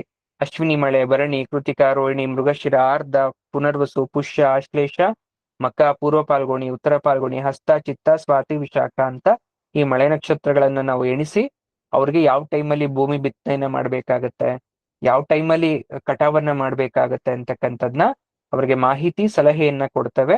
ಇದ್ ನಾವು ಕೊಡ್ಲಿಲ್ಲ ಅಂದ್ರೂ ಕೂಡ ಪ್ರತಿಯೊಬ್ಬ ರೈತರಿಗೂ ಕೂಡ ಬೇಸಿಕ್ ನಾಲೆಜ್ ಅಂತ ಇರುತ್ತೆ. ಅವರದೇ ಆದ ಭಾಷೆಯಲ್ಲಿ ಅಶ್ವಿನಿ ಮಳೆ, ಭರಣಿ ಮಳೆ ಬಂದ್ರೆ ಧರಣಿ ಮೇಲೆ ನಿಲ್ದಂಗ್ ಉಯ್ಯುತ್ತೆ. ಕೃತಿಕಾ ಮಳೆ, ಅಸ್ತನ, ಅತ್ತೆ ಮಳೆ, ಚಿತ್ತೆ ಮಳೆ, ಸಾತಿ, ವಿಷಾತಿ ಅಂತೆಲ್ಲ ಅವರವರದೇ ಭಾಷೆಯಲ್ಲಿ ಕರೆದು ಮಳೆ ನಕ್ಷತ್ರವನ್ನ ಲೆಕ್ಕ ಹಾಕಿ ಅವರು ಒಂದು ಆರಂಭವನ್ನ ಮಾಡೋವಂಥದ್ದು ಇರುತ್ತೆ. ಆದ್ರೆ ಒಂದು ಬೇಸಿಕ್ ನಾಲೆಜ್ ನಿಮ್ಗೂ ಇರಬೇಕು. ಈಗ ನೋಡಿ, ಕಂಬಳಿ ಹುಳುಗಳು ಅಥವಾ ಕೀಟಗಳ ಬಾಧೆ ಶುರುವಾಗತ್ತೆ ಯಾವಾಗ? ಸ್ವಾತಿ ಮಳೆಯ ಸಮಯದಲ್ಲಿ. ಆ ಸ್ವಾತಿ ಮಳೆಯ ಒಂದು ಹಿತಕ್ಕೆ ಎಲ್ಲ ಕಡೆ ಕ್ರಿಮಿಕೀಟ ಹೆಚ್ಚಾಗಿ ಹೋಗ್ಬಿಡತ್ತೆ. ಅದೆಲ್ಲ ತನ್ನಿಂದ ತಾನೇ ನಾಶ ಆಗುವಂತ ಪ್ರಕ್ರಿಯೆ ಅಂದ್ರೆ ವಿಶಾಖ ಮಳೆ ಬಂದಾಗ. ಅಂದ್ರೆ ವಿಶಾಖ ಮಳೆಯಲ್ಲಿ ವಿಷದ ಅಂಶ ಇರುತ್ತೆ. ಸೊ ಹಾಗಾಗಿ ವಿಶಾಖ ಮಳೆಯೇ ಬಂದಿದ ತಕ್ಷಣ ಎಲ್ಲ ಕ್ರಿಮಿಕೀಟಗಳು ನಾಶ ಆಗುತ್ತೆ ಅಂತಕ್ಕಂಥದ್ದು ನಂಬಿಕೆ. ಸ್ವಾತಿ ಮಳೆಯಲ್ಲಿ ಒಂದು ಚೈತನ್ಯ ಅನ್ನೋದು ಇರುತ್ತೆ. ಸೊ ಹಾಗಾಗಿ ಎಲ್ಲ ಕ್ರಿಮಿಕೀಟಗಳು ಆ ಸಮಯದಲ್ಲಿ ಉತ್ಪತ್ತಿ ಆಗತ್ತೆ ಅಂತಕ್ಕಂಥದ್ದು ಒಂದು ನಂಬಿಕೆ ಅಲ್ವಾ? ಇರ್ಲಿ, ಈಗ ಎಲ್ಲ ಆಯ್ತು. ರಾಶಿಗಳ ಫಲಾಫಲ ಏನು ಈ ವರ್ಷ? ಹಾಗಾದ್ರೆ ಯಾವ ರಾಶಿಯವರಿಗೆ ಯಾವ ರೀತಿ ಇದೆ ಅಂತಕ್ಕಂಥದ್ದು ನಾವು ನೋಡ್ಕೋಬೇಕಾಗತ್ತೆ. ದ್ವಾದಶ ರಾಶಿಯವರ ಗೋಚಾರ ಫಲ ಇದು ಓವರ್ ಆಲ್ ಹೇಳಿರೋದು, ಬಟ್ ಇದೇ ಫೈನಲ್ ಅಂತ ಅನ್ಕೊಂಡ್ಬಿಡ್ಬಾರ್ದು. ಯಾಕಂದ್ರೆ ಅವರವರ ಜಾತಕದ ಮೇಲೆ ಅದು ವೇರಿಯೇಷನ್ ಕೂಡ ಆಗ್ತಾ ಹೋಗುತ್ತೆ. ಬಟ್ ಒಟ್ಟಾರೆಯಾಗಿ ಇನ್ ಜನರಲ್ ಹೇಳಬೇಕು ಈ ರಾಶಿಯವರಿಗೆ ಅಂದ್ರೆ ಅದರ ಫಲಾಫಲವನ್ನ ಹೇಳ್ಕೋಬಹುದು. ಮೇಷರಾಶಿ, ಗುರು ಮಿಥುನ ಮತ್ತೆ ಕಟಕ ರಾಶಿಗಳಲ್ಲಿ ಸಂಚಾರ ಮಾಡ್ಬೇಕಾದ್ರೆ ಸ್ವಲ್ಪ ಅಶುಭ. ಮೇಷರಾಶಿಯವರಿಗೆ ಮನಸ್ಸಲ್ಲಿ ನಾನಾ ರೀತಿಯಾದ ಚಿಂತೆ ಆವರಿಸುತ್ತೆ. ಕೆಲಸ ಕಾರ್ಯಗಳಲ್ಲಿ ಅಡಚಣೆ ಆಗಬಹುದು. ಬಂಧು ಮಿತ್ರರಲ್ಲಿ ಅಂದ್ರೆ ಕುಟುಂಬದಲ್ಲಿ ಮನಸ್ತಾಪ ಆಗ್ತಕ್ಕಂಥ ಸಾಧ್ಯತೆ ಇರುತ್ತೆ. ಈ ಕುಟುಂಬದ ವಿಚಾರನೇ ಜಾಸ್ತಿ ತಲೆಗೆ ಹಾಕೋಬಿಟ್ಟು ಬೇಸರ ಮಾಡ್ಕೊಳ್ತಾರೆ ಮನಸ್ಸಿಗೆ. ಮತ್ತೆ ವ್ಯಾಪಾರ ಮಾಡೋರಿಗೆ ಸಾಧಾರಣವಾದ ಲಾಭ ಎಕ್ಸ್ಪೆಕ್ಟ್ ಮಾಡ್ಬೋದು. ತುಂಬಾ ಲಾಭ ಆಗುತ್ತೆ ಅಂತ ನಾವ್ ಎಕ್ಸ್ಪೆಕ್ಟ್ ಮಾಡಕ್ ಆಗಲ್ಲ. ಮತ್ತೆ ಉದ್ಯೋಗದಲ್ಲಿ ಯಾರಾದ್ರೂ ಉದ್ಯೋಗ ಮಾಡ್ತಾ ಇದ್ರೆ ಬೇರೆಯವ್ರ ಕೈ ಕೆಳಗಡೆ ಮೇಲಾಧಿಕಾರಿಗಳಿಂದ ಸ್ವಲ್ಪ ತೊಂದರೆಯನ್ನ ಅನುಭವಿಸ್ಬೇಕಾಗುತ್ತೆ. ಅದಕ್ಕೆ ಹೇಳೋದು, ಈ ವರ್ಷ ಮೇಷರಾಶಿಯವರು ತಾಳ್ಮೆ ಕಲ್ತ್ಕೊಬೇಕು, ಕೋಪ ಮಾಡ್ಕೋಬಾರ್ದು. ಯಾಕೆಂದ್ರೆ ಕುಟುಂಬದಲ್ಲೂ ಮನಸ್ತಾಪ ಬರೋ ಸಾಧ್ಯತೆ. ಈ ಕಡೆ ಕೆಲಸ ಅಥವಾ ಬಿಸ್ನೆಸ್ ಮಾಡ್ತಿದ್ರೆ ಅದರಲ್ಲೂ ಸ್ವಲ್ಪ ಲಾಭವನ್ನ ಎಕ್ಸ್ಪೆಕ್ಟ್ ಮಾಡೋದ್ ಕಡಿಮೆ ಆಗುತ್ತೆ. ಇದರಿಂದೆಲ್ಲ ಏನಾಗುತ್ತೆ, ಮನಸ್ಸನ್ನ ಚಂಚಲ ಮಾಡ್ಕೊಂಡು ಕೋಪದ ಕೈಗೆ ಬುದ್ಧಿಯನ್ನ ಕೊಡಬಾರ್ದು. ಆದ್ರೆ ಗುರು ನಿಮಗೆ ಸಿಂಹರಾಶಿಗೆ ಏನಾದ್ರೂ ಬಂದ್ರೆ ಶುಭ ಆಗತ್ತೆ, ಆರೋಗ್ಯದಲ್ಲಿ ಸುಧಾರಿಸುತ್ತೆ. ಬಂಧು ಮಿತ್ರರು ಮನಸ್ತಾಪ ಆಗಿರೋರು ಸರಿ ಹೋಗ್ತಾರೆ. ಸಜ್ಜನರ ಸಹವಾಸದಿಂದ ಕೀರ್ತಿ ಸಿಗತ್ತೆ ನಿಮ್ಗೆ. ಕುಟುಂಬ ಸೌಖ್ಯ ಆಗತ್ತೆ. ಯಾವುದೋ ವಿಶೇಷವಾದಂತಹ ಧನಾಗಮನ ಆಗತ್ತೆ. ಮನಸ್ಸಿಗೆ ಸಂತೋಷ ಆಗತ್ತೆ, ಇಷ್ಟ ಆಗತ್ತೆ. ಯಾವಾಗ ಗುರು ಸಿಂಹರಾಶಿಗೆ ಬರ್ಬೇಕು. ಶನಿ ಮೀನ್ ರಾಶಿಯಲ್ಲಿ ಸಂಚಾರ ಮಾಡ್ಬೇಕಾದ್ರೆ ವೃಥಾ ತಿರುಗಾಟ, ಸುಮ್ಮನೆ ಓಡಾಟ ಆಗತ್ತೆ. ದುಷ್ಟ ಜನರ ಸಹವಾಸ, ಕಾರ್ಯವಿಘ್ನ ಆಗತ್ತೆ. ಹಾಗಾಗಿ ನೀವು ಯಾರ ಜೊತೆ ನೀವು ಸ್ನೇಹ ಮಾಡ್ತಾ ಇದ್ದೀರಾ ಅಥವಾ ಸಂಘ ಮಾಡ್ತಾ ಇದ್ದೀರಾ ಅನ್ನೋದು ಕೂಡ ಇಂಪಾರ್ಟೆಂಟ್ ಆಗತ್ತೆ. ಒಟ್ಟಾರೆಯಾಗಿ ಮಿಶ್ರ ಫಲ ನಿಮ್ದು. ಸುಖನೂ ಇದೆ, ದುಃಖನೂ ಇದೆ. ಎರಡನ್ನೂ ಸರಿಸಮಾನವಾಗಿ ತಗೊಂಡು ಈ ವರ್ಷ ನೀವು ಬ್ಯಾಲೆನ್ಸ್ ಮಾಡ್ಕೊಂಡು ಮುಂದಕ್ಕೆ ಹೋಗ್ಬೇಕಾಗತ್ತೆ ಮೇಷರಾಶಿಯವರು. ಇನ್ನು ಮಿಥುನ ರಾಶಿ ಅವ್ರಿಗೆ ಈ ವರ್ಷ ಗುರು ಮಿಥುನ ಮತ್ತೆ ಸಿಂಹ ರಾಶಿಯಲ್ಲಿ ಸಂಚಾರ ಮಾಡ್ಬೇಕಾದ್ರೆ ನೀವೇನಾದ್ರೂ ಗೌರ್ಮೆಂಟ್ ರಿಲೇಟೆಡ್ ಕೆಲಸಗಳನ್ನ ಮಾಡ್ಕೋಬೇಕು ಅನ್ನೋದಿದ್ದಾಗ ಅದ್ರಲ್ಲಿ ಅಡಚಣೆ ಆಗಬಹುದು. ಸ್ತ್ರೀ ಸಂಬಂಧವಾದ ವ್ಯವಹಾರಗಳಿಂದ ಮನಸ್ಸಿಗೆ ಚಿಂತೆ ಬಾಧಿಸ್ಬೋದು. ವ್ಯಾಪಾರದಲ್ಲಿ ನಷ್ಟ ಆಗಬಹುದು. ಯಾರಾದ್ರೂ ಅಗ್ರಿಕಲ್ಚರ್ ಮಾಡ್ತಾ ಇದ್ರೆ ಕೃಷಿಯಲ್ಲಿ ಅಶುಭ ಫಲ ಬರ್ಬೋದು. ಆದ್ರೆ ಗುರು ಕಟಕ ರಾಶಿಗೆ ಬಂದಾಗ, ಮಿತ್ರನ ಸ್ಥಾನಕ್ಕೆ ಬಂದಾಗ ಏನಾಗತ್ತೆ ಅಂದ್ರೆ ಶುಭ ಆಗತ್ತೆ, ಆರೋಗ್ಯ ಸುಧಾರಿಸುತ್ತೆ, ವ್ಯಾಪಾರ ವ್ಯವಹಾರಗಳಲ್ಲಿ ಧನಲಾಭ ಆಗತ್ತೆ, ಕೀರ್ತಿ ವೃದ್ಧಿ ಆಗತ್ತೆ, ಬಂಧುಗಳಿಂದ ಸಹಾಯವನ್ನು ಕೂಡ ಮಾಡಬಹುದು. ಅಗೇನ್ ಶನಿ ಮೀನರಾಶಿಗೆ ಬಂದಾಗ ನಿಮ್ಗೆ ಉದ್ಯೋಗದಲ್ಲಿ ತೊಂದರೆ ಆಗಬಹುದು, ಅನಾರೋಗ್ಯ ಬರ್ಬೋದು, ಬೇರೆ ಫಲಾದಿಗಳು ಉಂಟಾಗಬಹುದು. ಹಾಗಾಗಿ ನೀವು ಕೂಡ ಹೆಜ್ಜೆಯನ್ನು ಇಡಬೇಕಾದ್ರೆ ಯೋಚಿಸಿ ಮುಂದುವರಿಬೇಕಾಗತ್ತೆ. ಇನ್ನು ಸಿಂಹರಾಶಿಯವರಿಗೆ ಹೇಗಿದೆ ಅಂದ್ರೆ, ಗುರು ಮಿಥುನ ರಾಶಿಯಲ್ಲಿ ಸಂಚಾರ ಮಾಡ್ಬೇಕಾದ್ರೆ ಕುಟುಂಬದಲ್ಲಿ ನೆಮ್ಮದಿ ವಾತಾವರಣ ಇರುತ್ತೆ, ಆರೋಗ್ಯ ಚೆನ್ನಾಗಿರುತ್ತೆ, ಏನೇ ಮಾಡ್ಬೇಕಾದ್ರೂ ಕೂಡ ಸಕ್ಸಸ್ ಆಗತ್ತೆ.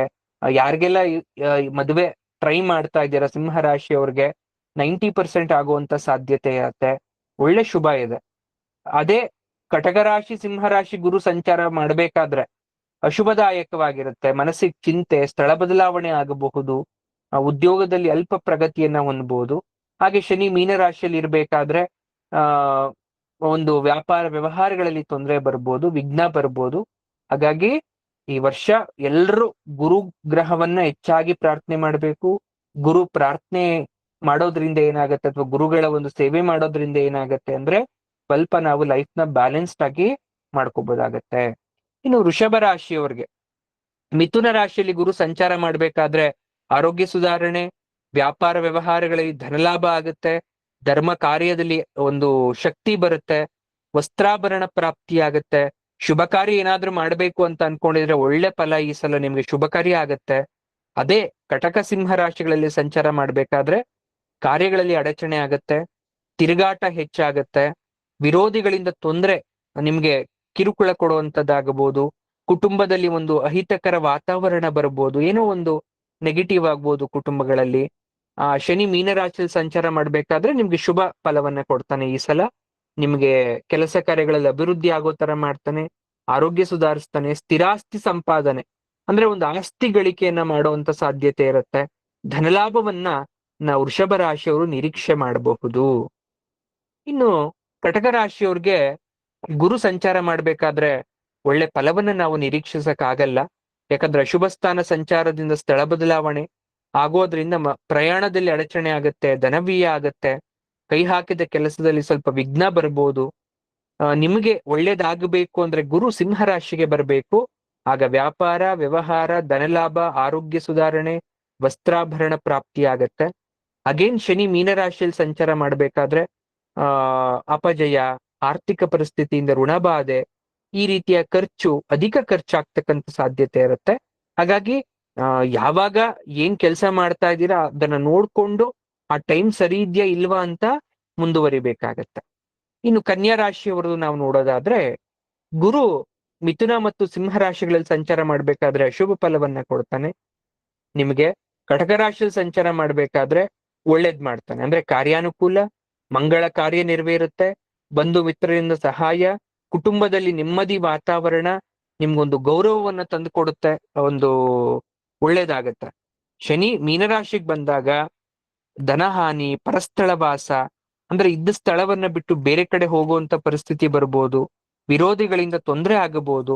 ಹಾಗಾಗಿ ಎಚ್ಚರಿಕೆಯಿಂದ ಇರಬೇಕಾಗತ್ತೆ. ಇನ್ನು ತುಲಾ ರಾಶಿಯವರಿಗೆ ಮಿಥುನ ಮತ್ತು ಸಿಂಹ ರಾಶಿಗಳಲ್ಲಿ ಗುರು ಸಂಚಾರ ಮಾಡಬೇಕಾದ್ರೆ ಧನಲಾಭ, ಆರೋಗ್ಯ ಸುಧಾರಣೆ, ಸೌಖ್ಯ, ಪುಣ್ಯಕ್ಷೇತ್ರಗಳ ದರ್ಶನ ಮಾಡ್ತೀರಾ, ಶುಭ ಕಾರ್ಯ ನಡೆಯುತ್ತೆ, ಸಾರ್ವಜನಿಕ ಕ್ಷೇತ್ರದಲ್ಲಿ ಗೌರವ ಸಿಗತ್ತೆ. ಕಟಕ ರಾಶಿಗೆ ಗುರು ಸಂಚಾರ ಮಾಡುವಾಗ ನಿಮ್ಗೆ ಅಶುಭ ಫಲವನ್ನ ಕೊಡ್ತಾನೆ. ಚಿಂತೆ, ಕಾರ್ಯ ಸಾಧನೆಗಾಗಿ ತಿರುಗಾಟ ಮಾಡುವಂತದ್ದಾಗತ್ತೆ, ಖರ್ಚು ಬರುತ್ತೆ. ಶನಿ ಮೀನರಾಶಿಯಲ್ಲಿ ಸಂಚಾರ ಮಾಡಿದ್ರೆ ಶುಭ ಫಲವನ್ನ ಕೊಡ್ತಾನೆ ನಿಮ್ಗೆ. ಕೃಷಿ ಮಾಡೋರ್ಗೆ ಅಭಿವೃದ್ಧಿ ಆಗತ್ತೆ, ಕುಟುಂಬದಲ್ಲಿ ನೆಮ್ಮದಿ ಬರುತ್ತೆ, ಒಳ್ಳೆ ಫಲವನ್ನ ನೀವು ನಿರೀಕ್ಷೆಯನ್ನ ಮಾಡಬಹುದಾಗುತ್ತೆ. ಇನ್ನು ವೃಶ್ಚಿಕ ರಾಶಿಯವರಿಗೆ ಗುರು ಮಿಥುನ ಮತ್ತು ಸಿಂಹ ರಾಶಿಯಲ್ಲಿ ಸಂಚಾರ ಮಾಡ್ಬೇಕಾದ್ರೆ ಅಶುಭ ಅಂದ್ರೆ ಚೋರಾಗ್ನಿ ಭೀತಿ, ಅಂದ್ರೆ ಕಳ್ಳತನ ಆಗಬಹುದು, ಅಥವಾ ಕಳ್ಳತನದ ಆರೋಪ ಬರ್ಬೋದು, ಅಥವಾ ಮನಸ್ಸಿಗೆ ಚಿಂತೆ, ಕೆಲಸ ಕಾರ್ಯಗಳಲ್ಲಿ ವಿಘ್ನ, ಅಧಿಕ ಖರ್ಚಾಗತ್ತೆ. ಕಟಕ ರಾಶಿಯಲ್ಲಿ ಗುರು ಸಂಚಾರ ಮಾಡ್ಬೇಕಾದ್ರೆ ಶುಭ ಫಲವನ್ನ ಕೊಡ್ತಾನೆ ನಿಮ್ಗೆ. ವ್ಯವಹಾರ, ಧನಲಾಭ, ಕುಟುಂಬದಲ್ಲಿ ಸೌಖ್ಯ, ಯತ್ನ, ಕಾರ್ಯಾನುಕೂಲ ಆಗತ್ತೆ. ಶುಭ ಫಲವನ್ನ ನೀವು ನೋಡ್ಬೋದು. ಶನಿ ಮೀನರಾಶಿಗೆ ಬಂದಾಗ ಶುಭ ಫಲವನ್ನ ಕೊಡೋದ್ರಿಂದ ನಿಮ್ಗೆ ಧನಹಾನಿ ಆಗಬಹುದು, ಮಾನಹಾನಿ ಆಗಬಹುದು. ನೀವು ಎಚ್ಚರಿಕೆಯಿಂದ ಮುಂದುವರಿರಿ. ಇನ್ನು ಧನುಸ್ಸು ರಾಶಿಯವರಿಗೆ ಗುರು ಮಿಥುನ ಸಿಂಹ ರಾಶಿಗಳಲ್ಲಿ ಸಂಚಾರ ಮಾಡ್ಬೇಕಾದ್ರೆ ಶುಭ ಫಲವನ್ನ ಕೊಟ್ಟು ನಿಮ್ಗೆಲ್ಲಾ ರೀತಿ ಒಳ್ಳೇದ್ ಮಾಡ್ತಾನೆ. ಪುಣ್ಯಕ್ಷೇತ್ರ ದರ್ಶನ ಮಾಡ್ತೀರಾ, ತುಂಬಾ ಚೆನ್ನಾಗಿರುತ್ತೆ ಪ್ರಾರಂಭದಲ್ಲಿ. ಕಟಕ ರಾಶಿಗೆ ಏನಾದ್ರೂ ಗುರು ಬಂದ್ರೆ ನಿಮಗೂ ಕೂಡ ಚೋರಾಗ್ನಿ ಭೀತಿ, ದುಷ್ಟ ಜನರ ಸಹವಾಸ ಮಾಡ್ಬಿಡ್ತೀರಾ, ಅನಾರೋಗ್ಯ ಕೆಟ್ಟೋಗುತ್ತೆ, ಮನಸ್ಸಿಗೆ ಚಿಂತೆ ಬರುತ್ತೆ, ವಿಘ್ನ ಆಗತ್ತೆ. ಶನಿ ನಿಮ್ಗೆ ಮೀನರಾಶಿಯಲ್ಲಿ ಶುಭ ಫಲವನ್ನ ಕೊಡೋದ್ರಿಂದ ಬಹಳ ಹುಷಾರವಾಗಿ, ಆರೋಗ್ಯ, ಧನಹಾನಿ, ಮನಸ್ಸಿಗೆ ವ್ಯಥೆ ಬರೋದ್ರಿಂದ ನೀವು ಹೆಜ್ಜೆ ಇಡ್ಬೇಕಾದ್ರೆ ಯೋಚನೆ ಮಾಡಿ ಮುಂದುವರಿಬೇಕಾಗತ್ತೆ. ಇನ್ನು ಮಕರ ರಾಶಿ, ಮಿಥುನ ಮತ್ತು ಸಿಂಹ ರಾಶಿಲಿ ಗುರು ಸಂಚಾರ ಮಾಡ್ಬೇಕಾದ್ರೆ ಅಶುಭ ಫಲವನ್ನ ಕೊಡ್ತಾನೆ. ಮನಸ್ತಾಪ, ಅನಾರೋಗ್ಯ, ಕೆಲವೊಂದಷ್ಟು ಚಿಂತೆ ಕಾಡಬಹುದು. ಅದೇ ಕಟಕ ರಾಶಿ ಗುರು ಬರ್ಬೇಕಾದ್ರೆ ಸೌಖ್ಯ, ಒಂದು ಯತ್ನ ಕಾರ್ಯಾನುಕೂಲವಾಗುತ್ತೆ, ಶುಭ ಕಾರ್ಯ ನಡೆಯುತ್ತೆ, ಆರ್ಥಿಕ ಪರಿಸ್ಥಿತಿ ಸುಧಾರಣೆ ಆಗತ್ತೆ. ಇನ್ನೊಂದಂದ್ರೆ ಶನಿ ಕೂಡ ನಿಮ್ಗೆ ಶುಭ ಫಲವನ್ನ ಕೊಡ್ತಾನೆ ಈ ಸಲ ಮೀನರಾಶಿಗೆ ಬಂದಾಗ. ವ್ಯಾಪಾರ ಮಾಡೋರ್ಗೆ, ಉದ್ಯೋಗ ಮಾಡೋರ್ಗೆ, ಧನಲಾಭ ಬೇಕು ಅನ್ನೋರ್ಗೆ, ಸ್ಥಿರಾಸ್ತಿ ಸಂಪಾದನೆಯವ್ರಿಗೆ ನಿಮ್ಗೆ ಒಳ್ಳೇದಾಗತ್ತೆ. ಅಂದ್ರೆ ಪ್ರಾರಂಭದಲ್ಲಿ ಸ್ವಲ್ಪ ನಿಮ್ಮ ಕಷ್ಟ ಮಕರ ರಾಶಿಯವ್ರಿಗೆ, ತದನಂತರ ನಿಮ್ಗೆ ಈ ವರ್ಷ ಉತ್ತಮವಾದಂತಹ ವರ್ಷ ಅಂತಾನೆ ಹೇಳ್ಬೋದು. ಇನ್ನು ಕುಂಭರಾಶಿಯವರಿಗೆ ಗುರು ಮಿಥುನ ಮತ್ತು ಸಿಂಹರಾಶಿಯಲ್ಲಿ ಸಂಚಾರ ಮಾಡ್ಬೇಕಾದ್ರೆ ಶುಭ ಫಲವನ್ನ ಕೊಟ್ಟು ನಿಮ್ಗೆ ಬಹಳ ಚೆನ್ನಾಗಿ ಮೇಲ್ ಬರ್ತೀರಾ. ಅದೇ ಗುರು ಏನಾದ್ರೂ ಕಟಕ ರಾಶಿಗೆ ಬಂದಾಗ ಸ್ವಲ್ಪ ನಿಮಗೂ ಆರೋಗ್ಯ ಸಮಸ್ಯೆ, ಅಡಚಣೆ, ಮನಸ್ಸಿಗೆ ಚಿಂತೆ ಆಗತ್ತೆ. ಶನಿ ಮೀನರಾಶಿಗೆ ಬಂದಾಗಂತೂ ಅಪವಾದ ಬರ್ಬೋದು, ದಾಯಾದಿ ಕಲಹ ಅಂದ್ರೆ ಆಸ್ತಿಗಾಗಿ ಕುಟುಂಬಗಳೇ ನಡುವೆ ಕಲಹಗಳಾಗಬಹುದು, ತಿರುಗಾಟ, ನಷ್ಟ ಆಗತ್ತೆ. ಹಾಗಾಗಿ ಕುಂಭರಾಶಿಯವರು ಸ್ವಲ್ಪ ಆಸ್ತಿ ವಿಚಾರದಲ್ಲಿ ಹುಷಾರಾಗಿರ್ಬೇಕಾಗತ್ತೆ.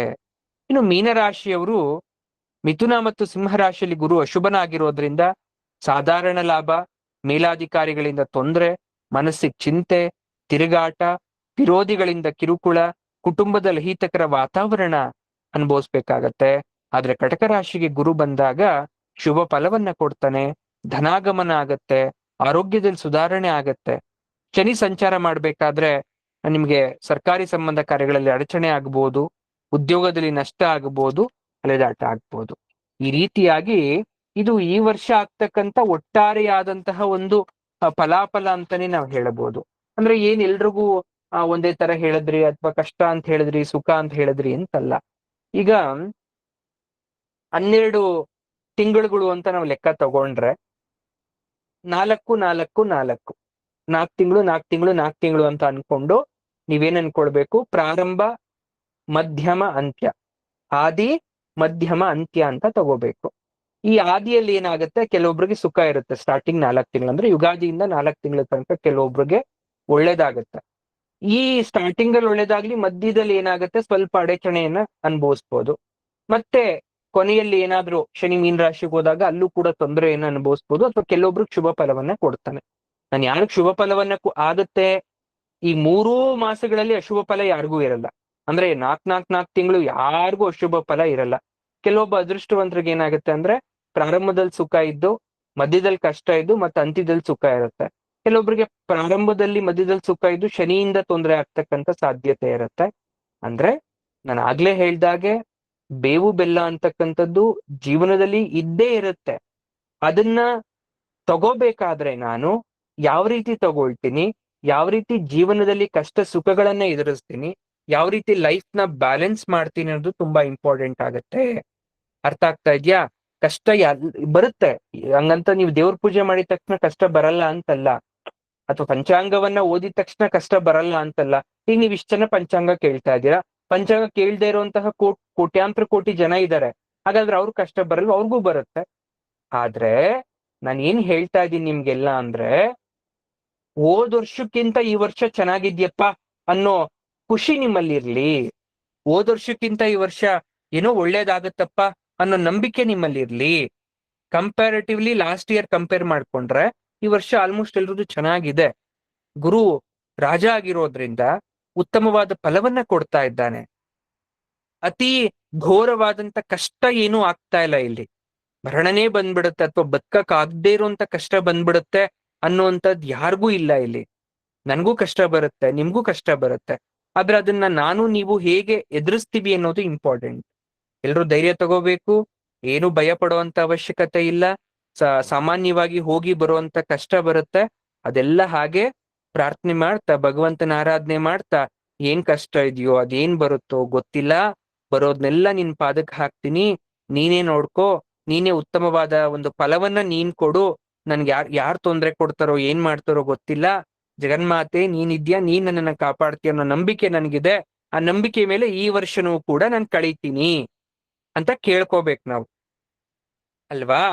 ಇಷ್ಟು ವರ್ಷನೇ ಕಳೆದು ಬಿಟ್ಟಿದ್ದೀನಿ, ಇನ್ನ ಉಳ್ದಿರೋಂತ ವರ್ಷಗಳನ್ನ ಕಳಿಯಕ್ ನನ್ ಕಷ್ಟನ, ಎಂತೆಂಥದ್ದೋ ಕಷ್ಟ ನಾನು ನೋಡಿದೀನಿ. ಈಗ ಯಾವ್ದು ಬರ್ತಕ್ಕಂಥ ಸಣ್ಣ ಪುಟ್ಟ ಕಷ್ಟಗಳಿಗೆ ನಾನು ಎದುರ್ಕೊಳ್ಳಲ್ಲ, ನಾನು ಎದುರಿಸ್ತೀನಿ ಧೈರ್ಯವಾಗಿ ಅಂತಕ್ಕಂಥದ್ದನ್ನ ನೀವ್ ಅನ್ಕೊಳ್ಬೇಕಾಗತ್ತೆ. ಇದು ಪರಾಭವನಾಮ ಸಂವತ್ಸರದ ಪಂಚಾಂಗ ಫಲ. ಈ ಪಂಚಾಂಗ ಶ್ರವಣ ಮಾಡೋದು ಕೂಡ ಅತ್ಯಂತ ಶ್ರೇಷ್ಠ. ಯಾರು ಪಂಚಾಂಗ ಶ್ರವಣ ಮಾಡ್ತಾರೋ ಅವರಿಗೆ ಇರುವಂತಹ ಕಷ್ಟದಲ್ಲಿ ಒಂದು ಭಾಗ ಕಡಿಮೆ ಆಗುತ್ತಂತೆ ಸುಮ್ನೆ ಶ್ರವಣ ಮಾಡೋದ್ರಿಂದ. ಒಂದು ಭಾಗ ಅಂದ್ರೆ ಏನೋ ಒಂದ್ ಜೀವ ಉಳ್ದಂಗ ಆಗುತ್ತಲ್ವಾ ನಮ್ಗೆ, ಅಥವಾ ಎಷ್ಟೋ ನಮ್ಗೆ ಆ ಕಷ್ಟದಿಂದ ಬೀಸೋದ್ ಉಣ್ಣೆಯಿಂದ ತಪ್ಪಿಸ್ಕೊಂಡ್ಬಿಟ್ವಿ ಅಂತ ಹೇಳ್ತಾ ಇರ್ತೀವಿ. ಹಾಗೆ ಆ ಬೀಸೋದ್ ಉಣ್ಣೆಯಿಂದ ತಪ್ಪಿಸ್ಕೊಳ್ತಕ್ಕಂಥದ್ದು ಈ ಪಂಚಾಂಗ ಶ್ರವಣ ಮಾಡೋ ಫಲ ನಿಮ್ಮೆಲ್ರಿಗೂ ಸಿಗಬೇಕು. ಪಂಚಾಂಗದ ಫಲದ ಭಾಗವಾಗಿ ನಿಮ್ಮ ಕಷ್ಟಗಳೆಲ್ಲ ಕಳಿಬೇಕು. ಗುರುವಿನ ಕೃಪೆ ಇರಬೇಕು ಈ ವರ್ಷ. ಯಾರೆಲ್ಲ ಗುರುನ ಬಿಡದೆ ಹಿಡ್ಕೊಳ್ತಿರೋ ನಿಮ್ಗೆ ಆದಷ್ಟು ಕೂಡ ಎಲ್ಲಾ ಕಾರ್ಯಗಳು ಆಗತ್ತೆ ಅಂತ ಅನ್ಕೊಳ್ಳಿ. ಯಾಕಂದ್ರೆ ಗುರು ಕಿಂಗೀಸಲ್ಲ, ಸೊ ಗುರು ರಾಜ, ಅವನನ್ನ ನಾವು ಮರಿಬಾರ್ದು ಅಲ್ವಾ. ಎಲ್ರಿಗೂ ಗುರುಗಳ ಕೃಪಾ ಕಟಾಕ್ಷ ಉಂಟಾಗ್ಲಿ. ಎಲ್ರಿಗೂ ಕಷ್ಟ ಅಂತಕ್ಕಂಥದ್ದು ಕಡಿಮೆ ಆಗ್ಲಿ.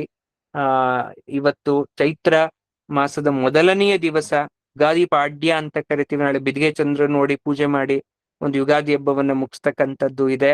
ಹಾಗಾಗಿ ಇವತ್ತಿಂದ ಚೈತ್ರ ನವರಾತ್ರಿ ಅಂತ ಕೂಡ ಕರಿತೀವಿ. ಇವತ್ತಿಂದ ಹಿಡಿದು ನವಮಿ ತನಕ, ಶ್ರೀರಾಮ ನವಮಿ ತನಕ 9 ದಿವಸಗಳ ಕಾಲ ಚೈತ್ರ ನವರಾತ್ರಿಯಲ್ಲಿ ಲಕ್ಷ ಲಲಿತಾ ಸಹಸ್ರನಾಮ ಪಾರಾಯಣ ಸಂಕಲ್ಪ ಮಾಡ್ಕೊಂಡಿದ್ದೀವಲ್ವಾ, ತುಂಬಾ ಒಳ್ಳೇದು.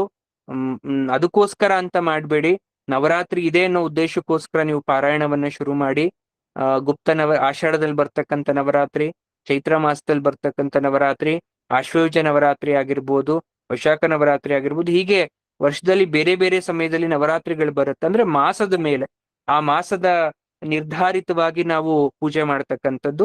ಚೈತ್ರ ಮಾಸದಲ್ಲಿ ಬರ್ತಕ್ಕಂಥ ಅಂದ್ರೆ ಇವತ್ತಿಂದ ಶುರುವಾಗ್ತಕ್ಕಂಥ ನವರಾತ್ರಿ ಇನ್ನು ನವಮಿ ತನಕ ಇದೆ. ನೀವೆಲ್ರೂ ಹೇಗೆ ಆಶ್ವಯುಜ ಮಾಸ ನವರಾತ್ರಿಯಲ್ಲಿ ಒಬ್ಬೊಬ್ಬ ದೇವಿಯನ್ನ ಪೂಜೆ ಮಾಡ್ತಾ ಹೋಗ್ತೀರಾ, ಪ್ರಥಮಂ ಶೈಲಪುತ್ರಿ ಚ ಅಂತ ನೀವ್ ಹೇಗ್ ಶುರು ಮಾಡ್ತೀರಾ, ಶೈಲಪುತ್ರಿ, ಚಂದ್ರಘಂಟ, ಕೂಷ್ಮಾಂಡ ಅಂತ ಅನ್ಕೊಂಡು ನಾವೇನ್ ಪೂಜೆ ಮಾಡ್ತೀವಿ, ಅದೇ ತರ 9 ದಿವಸ ನವದುರ್ಗಿಯರನ್ನ ಪ್ರಾರ್ಥನೆ ಮಾಡ್ಕೊಂಡು ಲಲಿತಾ ಸಹಸ್ರನಾಮವನ್ನ ಹೇಳ್ಕೊಳ್ಳಿ. ಜಗನ್ಮಾತೆ ನಿಮ್ಗೆ ಆರೋಗ್ಯವನ್ನ ಕೊಟ್ಟು ಸುಖ ಶಾಂತಿಯನ್ನ ಕೊಟ್ಟು ಖಂಡಿತವಾಗ್ಲೂ ಕಾಪಾಡ್ತಾರೆ ಅಂತ ಹೇಳ್ತಾ ಶುಭವಾಗ್ಲಿ. ಮತ್ತೊಮ್ಮೆ ಎಲ್ಲರಿಗೂ ಕೂಡ ಪರಾಭವನಾಮ ಸಂವತ್ಸರದ ಯುಗಾದಿ ಹಬ್ಬದ ಶುಭಾಶಯಗಳು. ಎಲ್ಲರಿಗೂ ಶುಭವಾಗ್ಲಿ. ಸರ್ವಂ ಶ್ರೀ ದೇವಿ ಪಾದಾರ್ಪಣಮಸ್ತು. Thank you all.